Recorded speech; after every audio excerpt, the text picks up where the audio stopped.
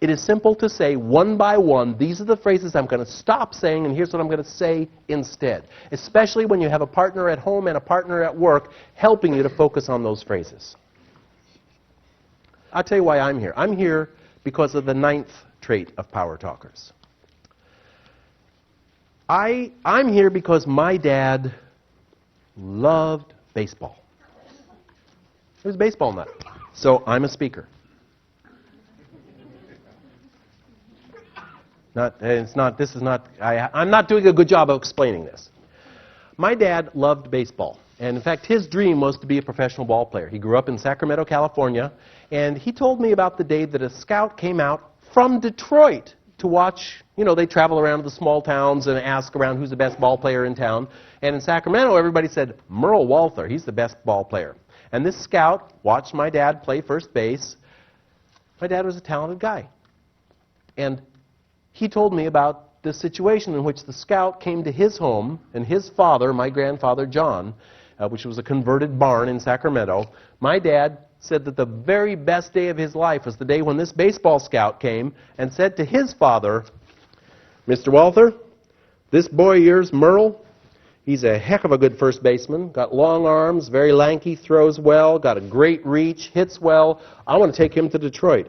I think he can play in the big leagues. And as my dad described this encounter, he said that his father stood there with his arms crossed and said, I know about those baseball players. They chew tobacco, they drink liquor, they chase women. My dad said, he's here going, yes, yes, women, liquor, yes. But his dad said, not my boy. My boy's going to have a real career. He's going to be an engineer. Walther is a German name. There was no further discussion. My dad became an engineer. For 40 years, my dad worked for the phone company in San Francisco in a sort of a middle-level engineering job. And I know that for those 40 years, my dad resented that he didn't get to do what he loved and regretted and probably didn't feel very good about his dad. Now, when I was a kid, well, one great moment in my dad's life was April 13, 1949, when I was born, because what do you suppose he saw when he looked in the nursery at that hospital? Aha! There's the ball player my dad didn't let me be. Unfortunately for my dad, I don't like baseball. I'm not interested. This is my deal. This is what I love to do. I don't like to play baseball. I remember my 3rd year in the farm league, in Little League, going, Dad, I just don't like baseball. And I know it broke his heart because he then joined Little League. And he was the town umpire in San Carlos, California, where I grew up. He was the head umpire. And I know it must have been tough on him when the other dad said, oh, what about your son? Why isn't he out here?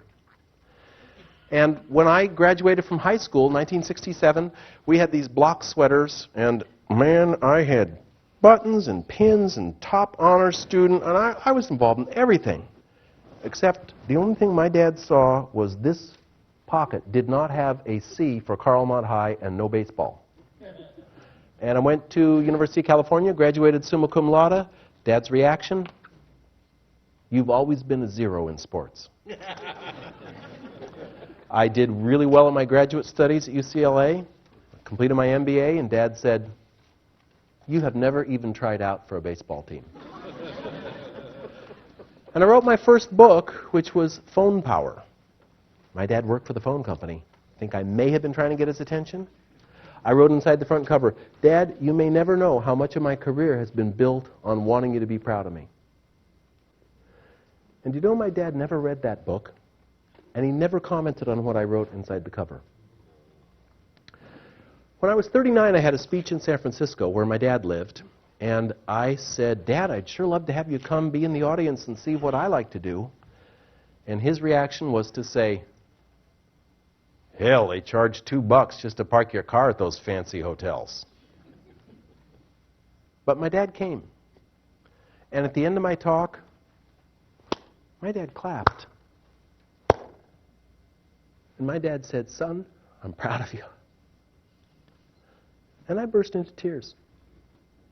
I said, Dad, I've been knocking myself out for 39 years. I always got the top grades. I was involved in everything. How could it take you 39 years to be proud of me?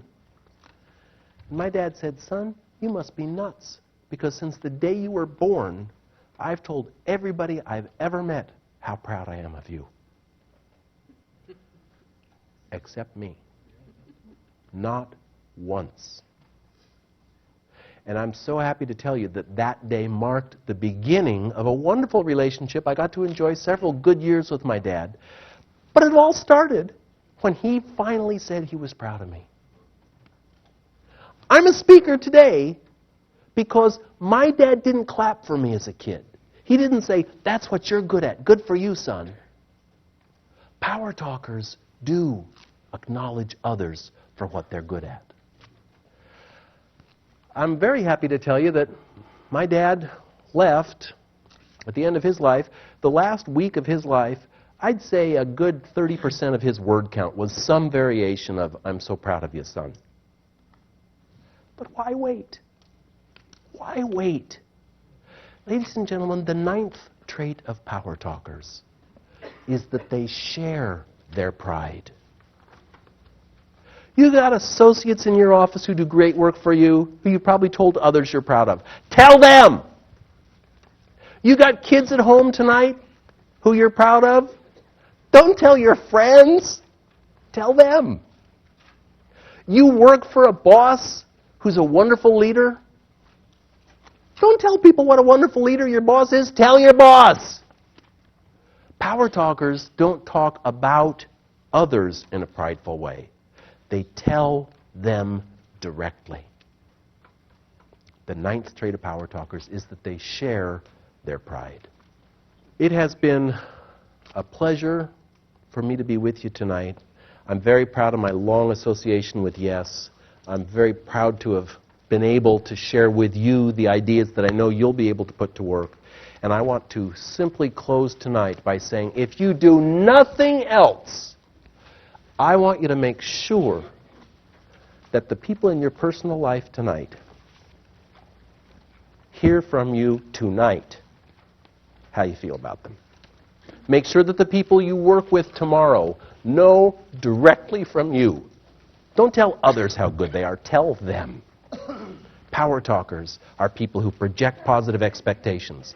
They give credit where it's due. They rebound resiliently. They accept responsibility. They build cooperation. They speak decisively. They remember the basics, and they share their pride. I wish you all tremendous success in every area of your life, not just professionally. Thank you so much for being here this evening. Thank you.